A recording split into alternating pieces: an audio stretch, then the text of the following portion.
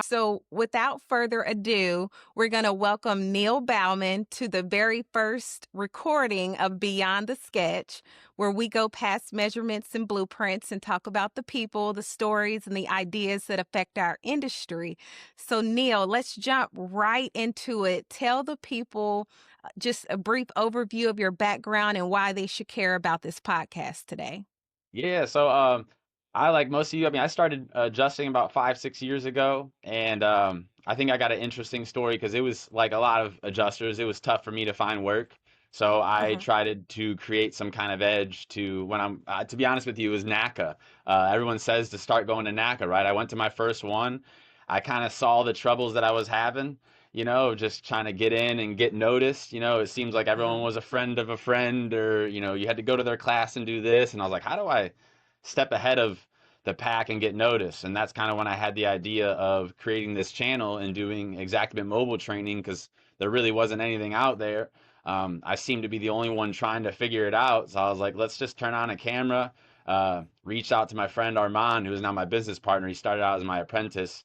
I guess I Uh-huh. would call him my apprentice, but I was just showing him the ropes. We worked at a paddleboard shop together on Clearwater Beach. He saw me buy a new truck. He wanted to dive in. So we started, anyways, making videos together and trying to get the word out there. And I guess just boast myself up. So when I walk up to these tables, I can be like, hey, I'm trying to be, I'm an independent adjuster. I can run them super fast. Oh, by the way, I have this YouTube channel. Like, go take a look. Like, you can see my work right here of what I do.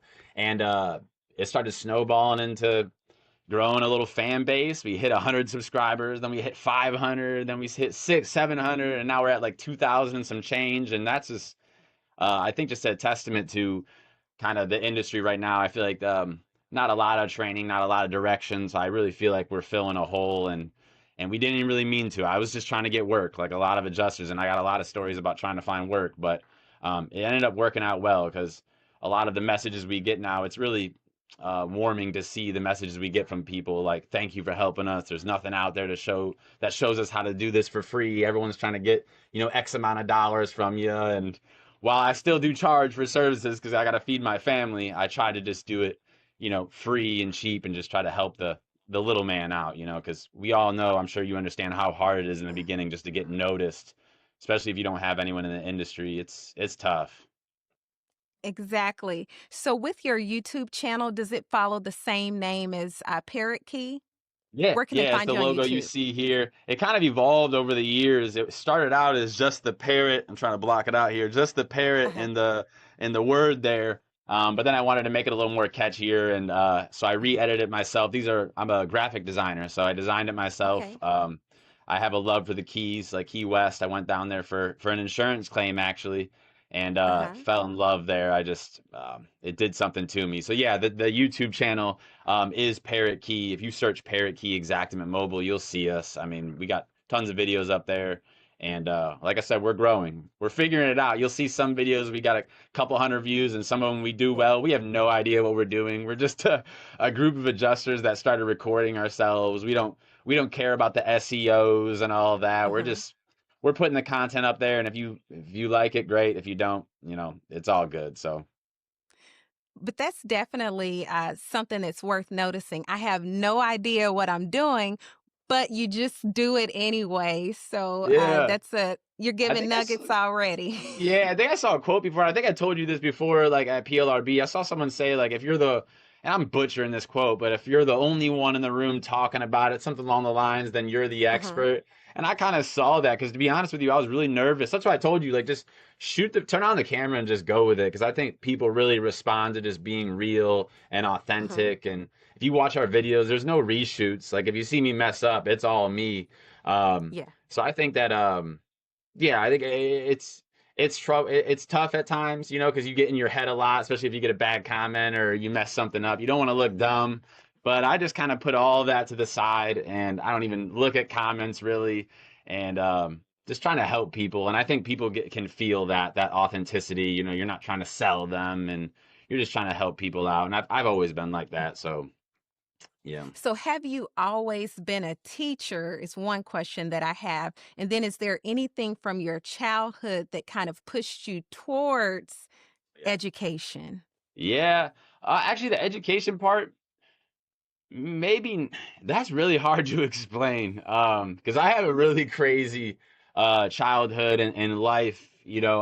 I'm from Cleveland, Ohio. I was always the black sheep, and it's maybe self-induced. You know how it is as a teenager, Yeah. you just all the emotions you're going through. So there's a lot of isolation and listening to music and drawing and planning and always dreaming about Florida and but I was always that kid in high school and school that was friends with everyone. I didn't have a group that I hung out with. I know people say that a lot, but I was always that guy just kind of bounced around. And I think the isolation kind of helped me feel people out and get a sense of like what that person in the corner is feeling.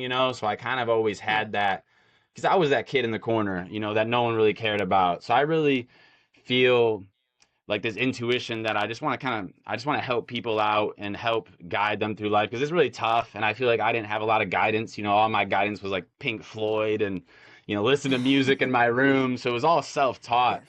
And I just kind of always felt this inclined to help people because I'm a big softie. This makes me sad when I see people in hard situations. So I really like helping people out, and I think being that kid that bounced from group to group, I changed schools a lot because my parents moved. So I just really was okay with just bouncing to different situations. I was very athletic. I played quarterback, so anywhere I went, I was the quarterback, and I guess you got a lot of leading guys and leading men in that. So I think it's just Hmm. accumulation of all of these things in my life just kind of leading to this moment. And I think we all can kind of relate to that, right? We all, Yeah. when we get into a career that we really love, or when we really can sit back and be like, man, I really love what I do, and you reflect on how you got there, it's hard to pin it on one thing. It's like so many beautiful things lined up at once that there's no way it could be recreated again. And that's kind of where I'm at with it because I just love helping people. I love teaching people, and that I know how I want to be taught. You got to reiterate things a couple times, right? When you get a point across, Hmm. please say it again. So I think it's just self experiences. Playing quarterback sports helped me. Bouncing around from school to school, always being the guy that stood up for the nerdy kid. I was the nerdy kid, but Yeah. standing up for the nerd kids to the bullies. It's just a whole combination of things that led me to this point, and I'm really glad to be here and really glad to like help people out and get noticed in the industry. It's kind of crazy sometimes because me personally a little bit. I feel like I'm a little bit of a wild child, so it's just kind of cool to be able to help people and kind of keep myself and remain authentic. So Well, one thing that I noticed that you kept reiterating is that I like to help people. I like to help people. So that seems like a natural transition into you becoming an adjuster because essentially you're helping policyholders. So yeah, if you were to weigh in on your time as an adjuster, or you're still an adjuster, correct? yeah, absolutely, yeah, Awesome. So what are some things that you feel that an adjuster can take into account to better help their insured? yeah. I mean, I think. I think several things. I mean, remaining positive, that's the one thing you always hear, right? These people are going Hmm. through a really tough situation. So I think just kind of being able to put yourself in someone else's shoes, I think that's something that I learned as a child really, really well. You don't know what everyone's going through. You don't know what their history is, and you can't blame them for that. You're there to take care of them and get them right. They've been paying all this money for all these years. So I really find a lot of joy in going there and just being that rock for them in like in a very unsteady environment. Things are crazy. Mitigation losses. You get water losses. You got fans roaring. They're like, I haven't slept in days. They're going through a lot. Yes. So I really, really, really enjoy helping people and just being that kind person and just not being bitter. I think you run into that a lot. Where you get a lot of entitlement. The people that have been doing this for a while, I think there's a comfort level that comes with it. I think a lot of people seem to forget that we're there to help people. You always see the folks, they're like, they're praying for storms, this and that. You kind of, Yeah. and it's easy to lose yourself. And I get that. But I think that if you come from that place that I want to help people, I think that's number Uh-huh. one. And I think the biggest thing too is not letting files and not letting time things sit.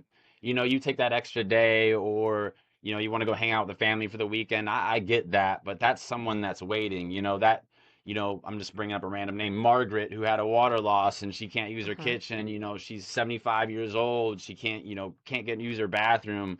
You didn't turn that file in Friday because you got to do X, Y, Z, and then you get to it Monday. Well, that's 2 extra days that that person is sitting, whether it would have sped it up or not. I think just being able to put yourself in other people's shoes and think about their situation, why they're acting this way, I think that can help you a lot more in this Hmm. industry. And then just don't ever get full of yourself. I just always be a student of the game. That's something I learned in one of my 130 jobs I've had in my life before I got into adjusting. This is the longest thing I've ever done in my life, Brittany. I've had Wow. 125, 130 jobs because I was always moving around, in my 20s. I'm 34 Yes. now. I've been doing this since I was like 28, 27. So I've been doing this the longest because I enjoy it. I've been doing this for 5, 6 years because I really find a lot of joy in this, and I love helping people. I love solving problems, Yes. and I really think this industry needs a lot of help as far as like Hmm. direction goes and the changes that are coming. We're kind of stuck in this medium of where in the pen and paper days and then going into this AI technology days, we're kind of in this medium where I think with everything in life, right? We're in a weird Yes, moment. we It's are. kind of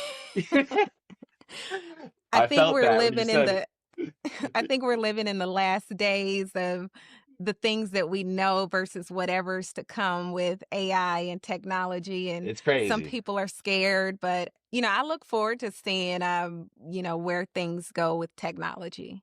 Yeah, I don't think I can't remember the quote that someone gave me when I was at Elevate conference. I was speaking on their panel Hmm. there, and someone right before I went on stage gave me this awesome quote, and I told him I was like, "I'm stealing that." I'm so sorry for my phone there. I said, "I'm stealing that," and it was AI. We're not going to get replaced by AI, but people that utilize AI will replace you. So I think that's a good Yes. way to look at it, at least for now. I don't know what it's going to Yes. look like 10, 15 years from now. But in that Hmm. medium, I think that really utilizing all the tools and looking at, ChatGPT to help you write your files. ChatGPT helps me Hmm. write my narratives and my GLRs. I don't think we have a video on that, but we're making a video on that as well. And so I think it's just going to be easier. You just got to use those tools and kind of step with it. Because if you stay in the pen and pad times, which that's what a lot of us are used to, you're going to get left behind. I just think it's natural, right? It's evolution. Yes. Yeah. So you So know that you just walked into having to explain these tools. So tools for adjusting is definitely something we should dig into, AI tools specifically. And I know that there's a big thing about ethical AI. So everybody make sure that it's within the carrier's guidelines or yes. whatever that they allow before you use any of the tools we're about to talk about. But assuming it's all good, you started with ChatGPT. What are your top tools for the different parts of the claim, starting with taking the photos to when you're writing your estimate, then your narrative? Just kind of go through the claims process with a couple of tools that you think will help. And even if Parrot Key is that tool, don't Yeah. be shamed, just drop it right in. Yeah, no, I think I am proud to say that we do have several options. If you're someone that figures something out or figures stuff out on your own, the days like I'll go on YouTube and figure it out. There's about 14, 15 hours of videos on our YouTube channel, and one episode in particular, which I'm gonna let the cat out the bag here. This one episode that we put up, and me and my partner laugh about it all the time. It is a 2 hour episode on there that has about 320 views. It is the buttons and functions of Xactimate Mobile. It has everything you ever need to know. And that I just told them, I said, watch, we're going to put this up. The videos that are 10, 15, 20 minutes long, they do better than this one that tells you all about it. So it's on there. So you can do all of this with the tools that I'm going to mention, and you don't need to buy into our program. If you want to figure it out on YouTube, you can do it with our channel, with the stuff that Adjuster TV has. I think Hector, they got some good stuff that you can get it. That's how I got started. Mhm. Yes, I self-trained on Xactimate Mobile, but I was all YouTube and then experience, so you can get it done. But as far as tools I use, obviously, I am the Xactimate Mobile guy. I use an iPad. Sometimes I switch between my iPhones, which is great because when I started, I think we were on the iPhone 10 or I don't know what the heck we were on. It wasn't running Xactimate like it is now. This is the iPhone 16, 17. You can literally get started with just that phone. You're gonna have to get the laser tape measure, the Licia Disto tape measure. That is the only tape measure that syncs up with Xactimate. So you're kind of bound to that because that's how I directly input my measurements into the Xactimate mobile app is using that laser tape measure. So no way around that. Um, in the next school, torpedo level, you definitely need a level on site. Moisture meter, again, it kind of pertains to what carrier you're working for. You got to check with them. Some people will use moisture meters, some don't. I have an inspector stick. Let me see if I have one here, Brittany. I invented this. I've sold about Wow. three, 400 of these, and this is 3D printed. And this is to help me annotate files because if you watch my videos, a lot of things I always kind of preach is less clicks. Because what I did Hmm. is in my beginning days when I first started out adjusting, I worked for a bunch of random people, and what I wanted to figure out was, and I always joke about this, that I'm the laziest adjuster out there. I figured out how to get through this file as fast as I can, and how I did that was in a non-lazy way, right? I would have my iPad open, and my partner, who was my apprentice at the time, Armand, we'd have an Excel sheet open. We would list out every single function and we would go through it and we would list out how many clicks it took to get to that function in Xactimate Mobile. So before you know it, every single function we got it listed 3 clicks, 4 clicks, 5 clicks. And I was like, okay, now we got to go through this and shorten all of this. So we figured out a lot of steps. Well, one of the steps that we wanted to shorten was the annotations because a lot of times with carriers, firms, they want you to put a box, they want you to put an arrow, what you're pointing at. Sometimes it's blurry. So I was like, let me create something to help point it out because I was trying to use my hands, but I got tattoos on my hands. It's no mystery. So they didn't like it. I was like, what? You don't like Pink What? Floyd in the camera? Like, come on now. What's wrong with that? They did not like it, and it's totally understandable. So I went and grabbed a ruler. I duct taped it, sharpied an arrow on it. They didn't like that. They're like, that looks, like you did that in your truck, which I did.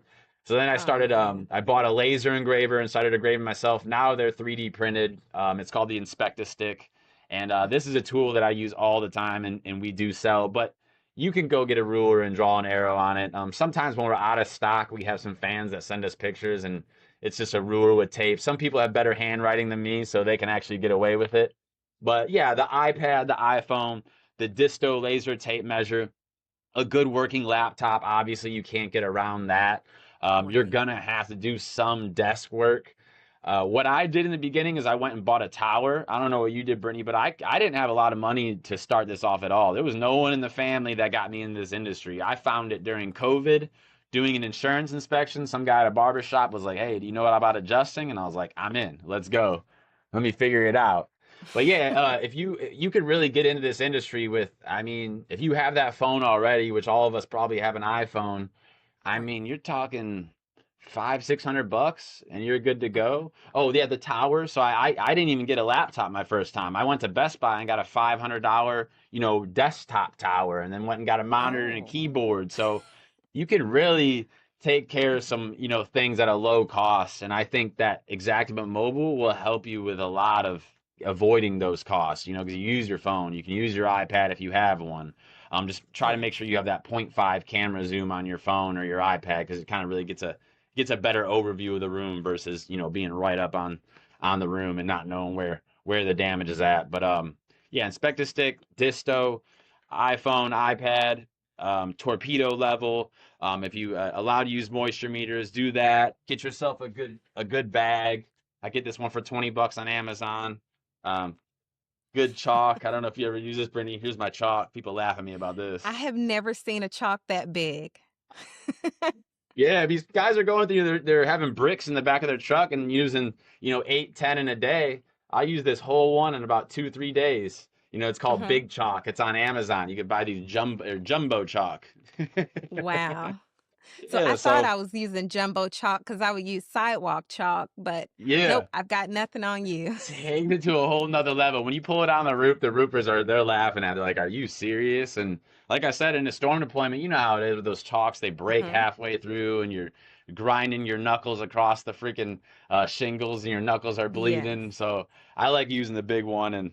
But yeah, that's all really I use. The pitch gauge, you can get a personal one, or if they let you use a digital one, you can use the digital one on your phone.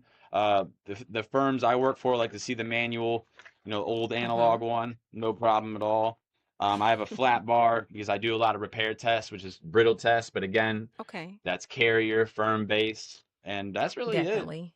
Yeah, low cost to get into it if you want to, and our YouTube channel really puts it all out there because that's kind of the main mind frame I went into this. I had no money. I was a Uh-huh. struggling adjuster, and there was times I didn't think I was going to pull through and make it, but you just got to keep on fighting. So how you mentioned, there was times where you had no money, you started Oh, adjusting. So if we think about 2025 right now and we were to go to the adjuster groups, we would see, there's people worried that there hasn't been a hurricane, so on and so yeah. forth. So there's unemployed adjusters. So someone looking at you where they say, okay, he started out as an adjuster. He didn't have any money to start, but he got started. Now he's training. Now he's at PLRB and he has this big booth and he's got all these things going for him. The big question, and I think from a lot of adjusters, would be how can I do that? How can I keep working? How can I touch different portions of this industry? So, what advice do you have for someone who maybe they can't work right now as an adjuster? What else can they do, or what other skills could they work on to do Yeah. more things in this industry? Yeah, I think the power of being an independent adjuster is huge because I think that that's what a lot of people don't get told. They're told, which is no problem. You can to work for the carriers, work for the firms, but you can do that. But there's a lot of contractors out there. I know this is not, it's kind of frowned upon at times. A lot of attorney work out there. You can work for public adjusters. You can back and write estimates for roofing contractors. In the beginning, I was willing to take whatever I could get, and I found an estimating gig for a inspection company that was doing stuff for attorneys and contractors and all that.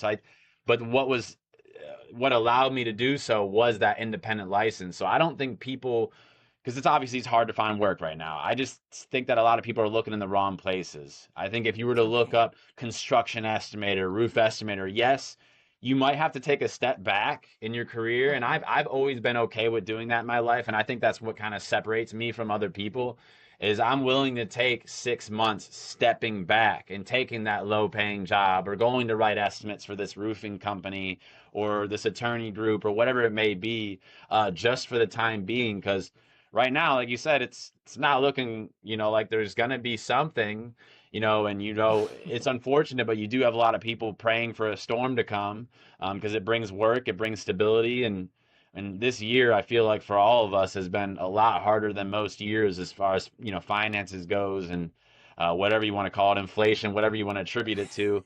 So I think just Yes. looking around into other areas, you can work for a roofing company, you can work for a contractor, and being willing to step back. Don't step out of it. You see a lot of people that are like, oh, well, I'm gonna go, get a job at Home Depot, or I'm gonna go back and do this, I'm gonna go back and do this.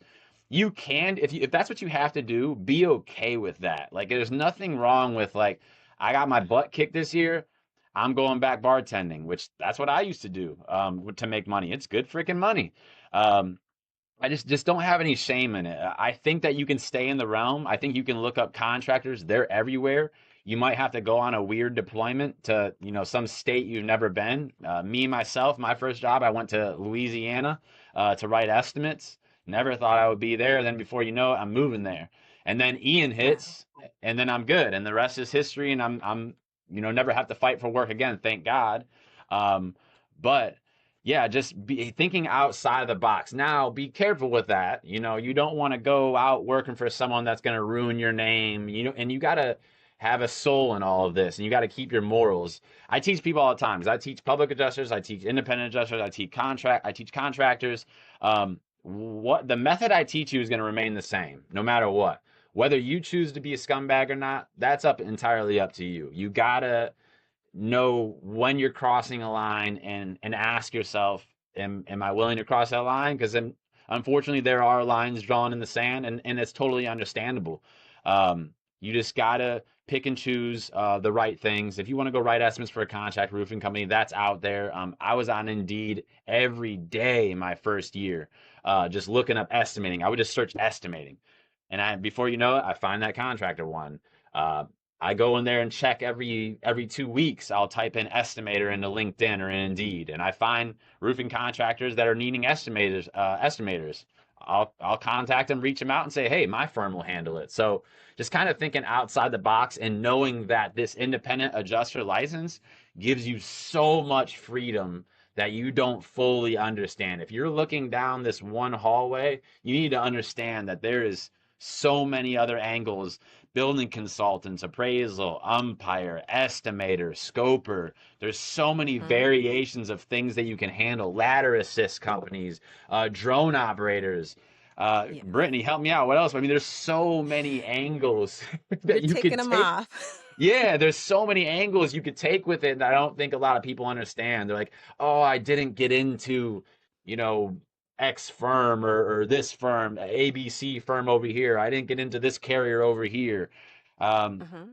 you got to look into other lanes and be willing to take a step back. If you have to go work for an insurance carrier making a salary job and you're not independent yet, that's okay. Mm-hmm. I worked for that contractor. The next job I had was doing field supervision for the carrier side. I couldn't get in as a Okay. desk, but they offered me to do desk supervising. So here I am as a new adjuster because I've Mm-hmm. managed guys before in my previous experiences. One of my 125 jobs I had before, I managed a lot of Yes. people. So I was managed before you know it, a brand new adjuster managing 40 other adjusters, and I think that Mm-hmm. gave me a leg up running that desk side because Brittany, I think you've worked desk before. I I have. saw the photo reports, the estimates that came in, and you were like, "Oh my gosh!" So sometimes Mm-hmm. taking that step back, you get a better perspective. I think, like, and I don't even mean to call it a step back because if you go into a desk Yeah. job, you go over here, it's just you're still learning. You're just Mm-hmm. earning while you learn. So I don't think there's anything wrong with Exactly. that. And I think those desk jobs are just so valuable. I've just seen horrors of photo reports. Well, speaking about horrors of photo reports, I wasn't expecting to go here, but you kind of took my mind back to seeing some of those photo reports. And I think that that's the strongest part of the claim because if the claim gets challenged, The the first thing photos. you do is look at the Yeah. photos. Mhm. So, like, my advice to people, even when they think there's no damage, I'm like, if you're not taking at minimum 5 to 8 photos per elevation, you're cooked. You're going back out Yeah. there for a reinspection. So, if you were to walk somebody through doing like a good photo report, Oh what yeah. would you tell them to make sure that they Oh, include? and you're saying the one thing, so like I'll go into meetings with contractors, roofers, and I'll talk about like our product, and that's the first thing I talk about is the photo report. And I can tell when someone knows what they're doing if they respond to that well. And I would say 3 out Mhm. of 10 contractors really love it. When I say photo report, they're like, "Done. Sign us up. I'm in. Yes. We're in." Because you understand too that it is everything. Uh Hmm. the one I don't know how to word. Let me start here. I do have an episode up on my YouTube channel that's free. It's a 15-minute episode that shows you how to take a photo report because I think that the Good. photo report is everything. Using your point 0.5 camera. If you go on your phone, there's one time zoom and there's point 0.5 zoom. If you have that point 0.5, using that for your overviews of rooms, I can't stress it enough. But really, just looking at what you're taking a photograph of. So I start my interior, I start my exterior, I start my roof the same way every single time. I get my overviews, two, three, four, five, six overviews in my point 0.5 zoom because that gets the whole roof. Or if I'm doing the bedroom, I'll do a point 0.5 camera zoom right outside the door, showing the threshold and the doorway because we want to see what does that carrier want to see? They want to see that floor transition. Is that Hmm. carpet continuous from that affected room into the hallway? So my first photo is a point 0.5 photo outside of the door, and then I take one step right inside the door and another point 0.5. And then I try to hit every corner. And what's the next missed photo all the time? The photo back at the doorway that you walked into. So many people forget to get that photo of where you came from. It's good to remember where you came from in all aspects of life and in your photo reports. Get that photo of where you came from because then you kind of paint that picture for that file reviewer of like, okay, that's where they're at in relation to the living room that had the tree fall through. I get this now. I understand this picture. So I do the same thing every time, or the same thing with elevations, overview, and then I get into my damages. Now, I like to do a close up of the damage, and I'm in point 0.5 camera mode the whole time. And then the one thing that's missed so many times is perspectives. Perspective of where the damage is located. where the Mhm. crack is located, where the window is located. So I'll get a close up.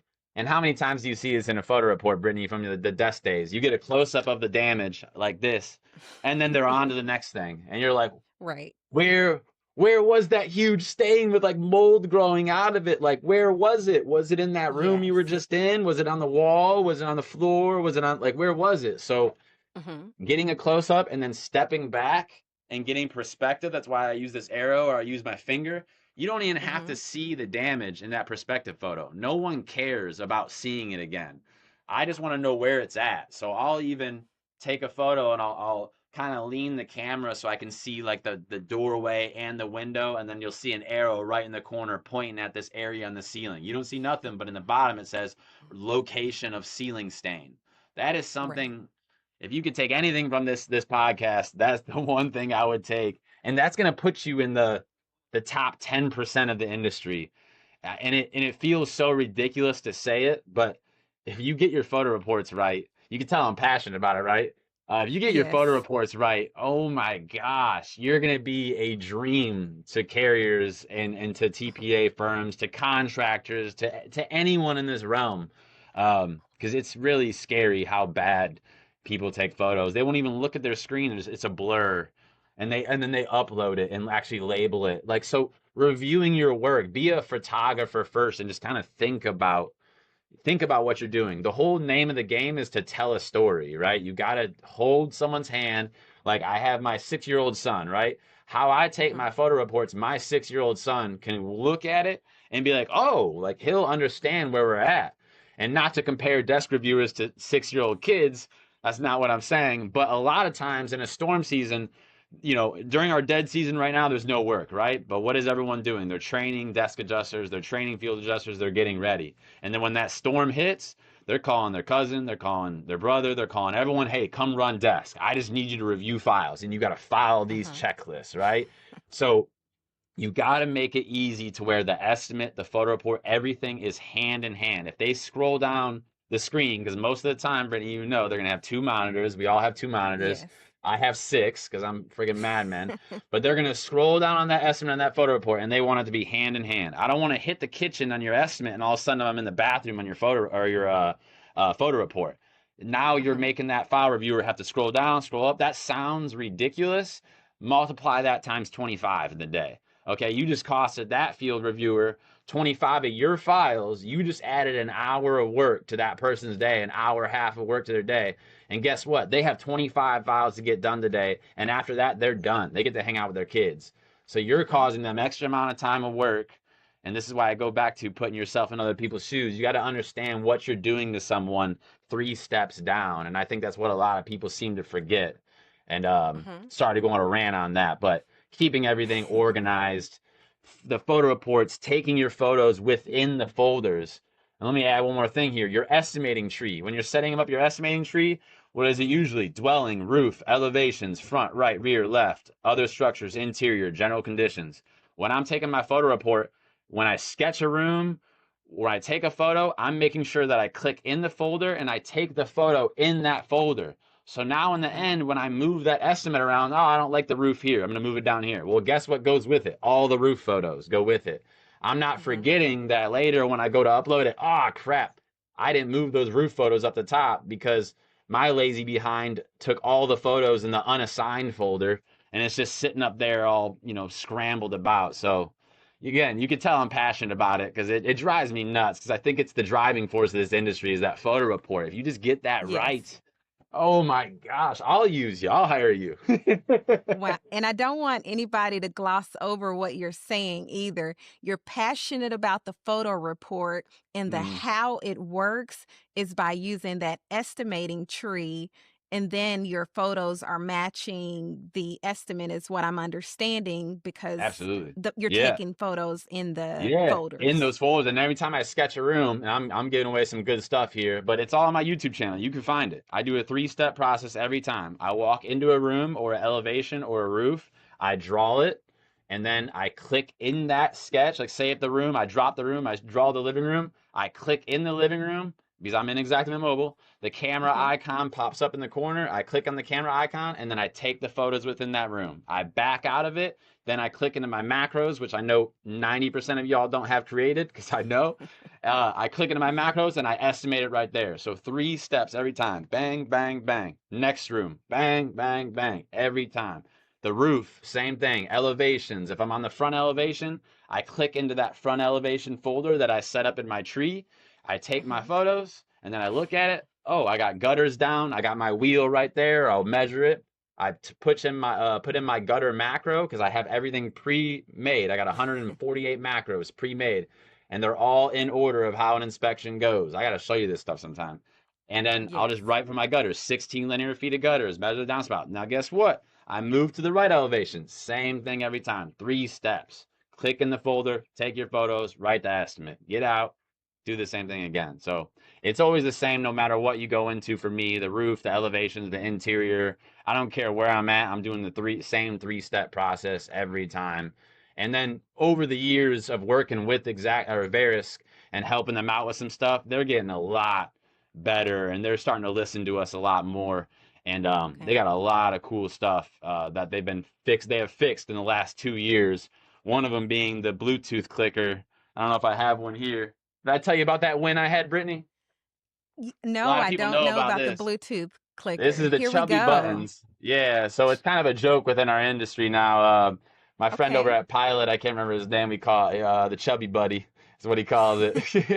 It's an $80 Wow. Bluetooth clicker. This did not work within Exactament Mobile until I came into the world. I've been fighting for this for about 2 years, and this is what Hmm. got me into the realm of helping Verisk out, and now we're good friends, is because when you're in the camera app and you have your iPad, I saw a huge danger because I was leaning out over gutters and I'm having to take my other hand and push the button on my iPad. Well, I'm leaning out over a freaking gutter.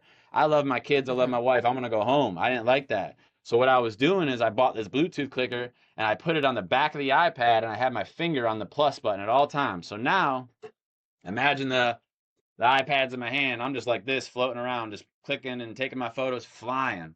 Um, then I would upload the photos into Exactament Mobile later. Well, I worked with them the last 2 years, and I'm not like taking credit because they obviously developed it. I'm not no developer at all, but now it Yes. works within Exactament Mobile. You can use a Bluetooth clicker within Exactament Mobile, and you guys are welcome. No, I'm just kidding. Well, It's been that a leads long us fight. that leads us definitely into our next section, which we call overrated or underrated. So, as fast as I can, I'll think about tools or just anything related to claims.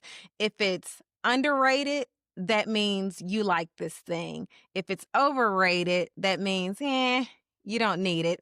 And if you Yeah, say something controversial, if one is underrated or overrated and I don't agree with you, I might just, ask you to defend it. yeah, absolutely. I'm in. I'm in. All right. Like a disto, overrated or underrated? Underrated. Okay. No pushback, iPhone. right? Okay, No I just pushback. checked.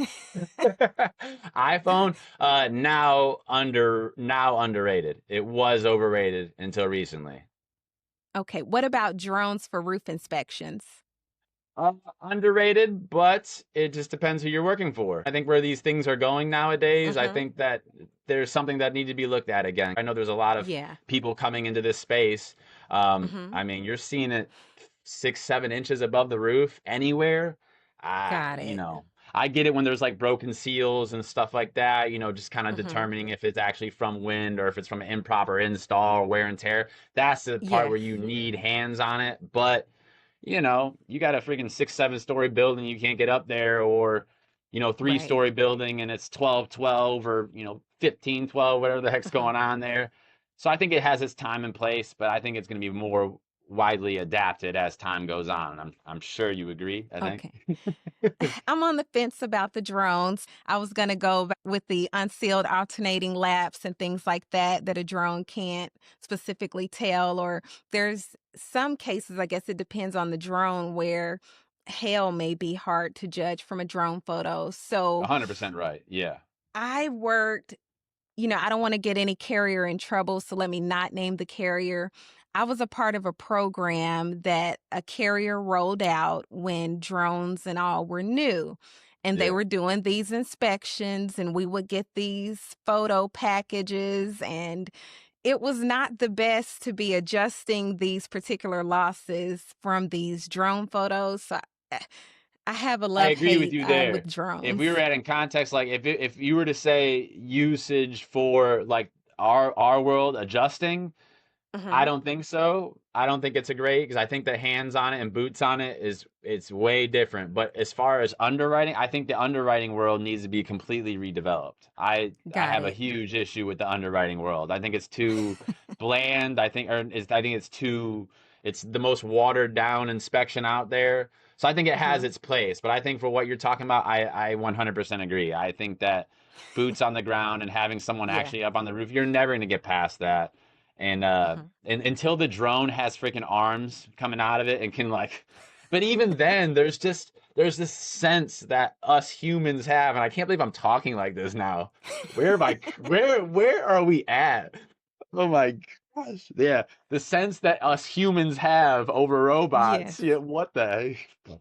But But yeah, that's where we we are right that's where now. we're at. Yeah, I can't believe I'm like tearing up. This is so crazy. But yeah, touching it, smelling it at times, seeing it, feeling the granules. I just don't think you're ever gonna get past that. But as far as Mhm. underwriting, I think that that drone should be used for every freaking roof yearly or Yeah, bi-yearly, and then we see exactly where you're at. But I think it will change over time. So I think we agree. absolutely. Yeah, Yeah, we mostly agree, but that one deserves some I agree. chatter. I agree. So, from the context of an adjuster, ladder assist companies.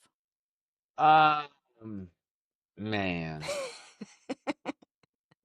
I want to say overrated. That oh, so you're going over or under? Overrated. Like I don't. I just I do everything myself. I don't really have Mhm. but I understand that as people can't do certain things, and I understand that they're needed. Yes. But I just think that there's a line, and again, not to be too controversial, but Yeah. my feelings. I just think that ladder assist companies maybe at times overstep. I think they Mhm. can and get themselves. I think it's a cheap option to get away from using experienced adjusters.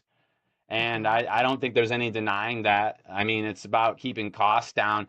And I guess, some people, will put a pretty bow on it and try to spin it in a certain way. But I mean, at the core of it, I feel like money is trying to be saved. And I think that, you're not Mhm. having to train as much. You're putting it on a desk reviewer. I get it. I get it. But Mhm. in my personal experience of what I've seen, things get missed. I think when ladder assist is used, and I think that's where maybe choosing the right company. Maybe there are companies out there that can prove me wrong because I have used a couple good ladder Yeah. assist guys that I'm like, oh, you're going? Like, have at it, brother. Like, I know you Yes. got this. And then there's other ones where I'm just, I think, like I said, I think it's a workaround. I think it's a Mhm. workaround in a way that shouldn't be done. I think it's taking the jobs of very experienced adjusters. Um, and I think it's putting into the hands of people that I don't mean disrespect, but I just don't think they know what they're doing as much as, myself or Mhm. going out there. Yeah. What are your thoughts on that? Because that's a sweet So, spot for me. Because yeah, I don't yeah. know. So Yeah. ladder assist is definitely a sweet spot, and I'm kind of in the middle on it. So from an adjuster standpoint, there are a lot of adjusters who feel like ladder assist is taking their jobs, and so they may not actually like ladder assist companies. To those adjusters, I kind of would say if you feel that way, make sure that you're a capable adjuster of walking a steep roof that's past us. There's adjusters that won't walk 612, 712s. There's Yeah. adjusters that don't want to get on 2-story or 3-story. So I think you can't take that position if you aren't able to walk those roofs. Now, I Yeah. don't know if I look like it or not, but I was rope harness, steep certified, rappelling off I know trees you. I and believe it. Yeah, I know. but even with that, there's some ladder assist companies that I felt like, hmm, they're doing a solid job. And I'm one of those people that believes that success leaves clues. So back to the photo report, when I was an adjuster, there was two companies that I really liked. I won't name them here, but I really liked their photo report. And I was like, well, what are they doing different? I'm like, okay, when they get on the roof, I see they're going clockwise and they're showing all of the Yeah. angles or the views. Yeah. Then I see they're at the front slope and they're keeping the form front, right, rear, left. So they got the Yeah. front slope, the overview. And so Telling a I can story. look at this and redo what they're doing, make my photos look like that. And then one of the big things that I think kind of differentiated me when I was an adjuster, I stole the fact that they would have the appurtenances or the whatever you want to call them, the roofing components. So they would have the photo and it would number out, there's this many. And then it's not hard. Then they would go walk to all of them and take a picture. And I'm like, oh, is that all I got to do? So my photo report looked like I was working for one of these ladder assist companies. So I think Yeah. there's things we can borrow from them and even make ourselves better. But the main thing, if we're going to take the position of not liking them, I think we have to be able to walk the roofs. And I know you walk them, but a lot of the Yeah. adjusters that complain, I don't know that they're walking those Yeah, roofs. no, and I see the use for it. Like, I like it in the fact that like everyone can get in this industry, right? Because you got some folks that will come to my class and like, do I have to get on roofs ever? I'm like, you're at a disadvantage now. Let me just be honest with Hmm. you. I said you need to get Yes, your drone license if that's the route you want to take, but you just made it. right. I don't know what the percentage more difficult you made it for you, but you made it more difficult. It's already a feast or famine industry, I like to say, and I think that Hmm. you just made it a steeper climb. Um, Yeah. not to be, not to blow play on words there. But yeah, so I was always the guy getting on the roofs. I didn't care what it was, and I was insane. I don't know how I'm doing now. I got bad hip and bad ankle. I don't know how I would do up there now, but Yeah. yeah, I'm right there with you. I think it's right in the middle. I think when it's done right, it's a great thing. But I think when it's Hmm. done wrong, I think it's a sinister, dark. I don't. It disgusts me to a point where I'm. That's why I'm very passionately in the middle. I see both Okay. sides, and I Hmm. I'm violent in both directions. I agree, but then I very very much disagree with the workarounds they do, and you know. Yeah. I yeah, we'll stop there, I guess, with that one. So our last one is going to be pre-work. And just for a quick definition of what I mean by pre-work, it means things that you can work on the claim before you get there or the day before when you get notified of the claim. Do you Yeah. think doing pre-work on that claim overrated, underrated? Oh my gosh, underrated. It shouldn't, and I know that people, I can't even believe that it's like in the balance. Mhm. People are like, do you do stuff before? Oh no, I don't. It shouldn't even be like a conversation. I feel like it should just be standard that you look at it before. Yes, I will say that I've been caught in that. When you're getting busy and then like I might go 2, 3 days where I'm like, I didn't look at one of these houses. But I have a team most of the time. My wife helps me. A lot of us are in these duo teams. My wife's setting up my Mhm. files. So if someone touches it, so yeah, 100% of the files I think that you need to look at before. And if you want to run it more efficiently, and if you want to use Xactimate Mobile and write your files on site, there's no way around it whatsoever. You got to set up your tree in the beginning or for every single file. If you use the copy from project tool, you have one dummy file on your Xactimate and you're just copying from that project your tree every single time it's getting loaded into there. Then looking at the house you're going to and understanding what you're dealing with or the commercial building you're dealing with, like what gear do I have to bring? I'm sure you're like me. I bring all of my gear regardless. My wife makes fun of me. She Yeah. opens my truck and it's like I got a laptop mount in the passenger seat. Like it is not made for anything family. I got like a Mhm. little bed that I can fold out at any moment. So I'm always ready for war at any moment. So Yes. yeah, I think it's a big thing that I don't understand. It shouldn't be a question. I think you should do it every single time. It's very underrated. Look at the house you're going to, set up your file before. You can even, if you're in a storm situation, you can even have your GLRs, your narrative set up before. I mean, and this is one thing I skipped over earlier with the Mhm. AI. I'll get that GLR completely. populated before, because you got to export it from your Exactimate with all your headers and everything loaded into it. I'll get that into a Mhm. folder, and then when I'm on site, I don't have it with me. I have the Plaud. It's a Plaud, Plaud AI. You can get it on Amazon for like 150 Wow. bucks. It's a Mhm. magnet a voice recorder that has AI bots in it, so you can record whatever you want to say in the truck, and then you can create your own template. So I created a template for ChatGPT or to run through it, and it will essentially break it down into 5 categories for me. Like dwelling, exterior, interior, roof, whatever, and then it'll give me bullet points, and then it'll summarize each category. So when I'm done with that job, I'm copying and pasting into every single instance. It's very easy. So, yes, setting up that file before is the difference of you going out and scoping it and then going home and writing it for a couple hours, and or me going out there, and by the time I touch my truck after 7, 8, 10 minutes in my truck, it's already submitted and sent to the carrier, and they're freaking texting me like, keep going, man, I just dropped 10 more files on you. These are the ways Wow. that you get more business and keep going, is doing those little steps. I always preach to my guys all the time, details, the minor details. When you come by and visit our office, Brittany, you'll see like little details etched in stuff here. I'm really big on that because I think that's how you get Okay. noticed, is just doing Mhm. all those little extra steps.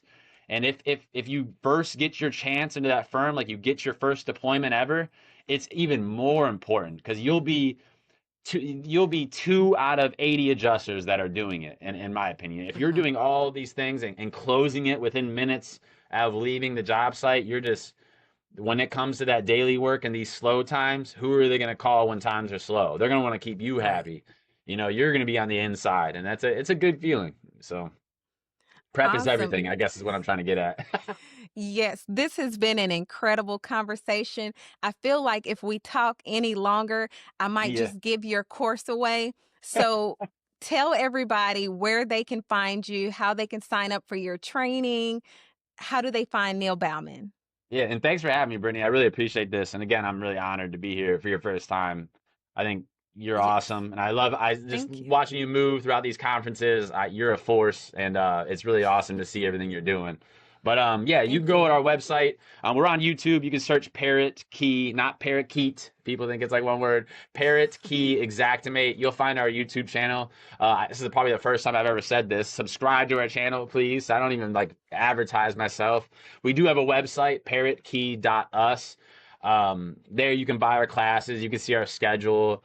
We got drone services on there, a whole bunch of different stuff we do. But that's your best place to see all of our products. We have the Inspectus stick, different mentorships that we host. We host virtual monthly mentorships for people where you get one-on-ones with us and we help you out.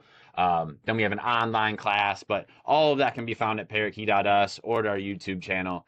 And like I said, those of you that really are into YouTube and learning things on your own, you can do that. I think that's why people appreciate what I do. You can find everything I do for free. You're going to have to fill some gaps, but if you need that extra help and you like to be shown what to do, you can do the online class. If you want to come in person, we have a 1 day full class. If you feel like you need the whole thing, we have a mentorship. So whatever we got, or whatever you need, we got it, and we can help you guys out. So Awesome. Well, I've been speaking with Neil Baumann.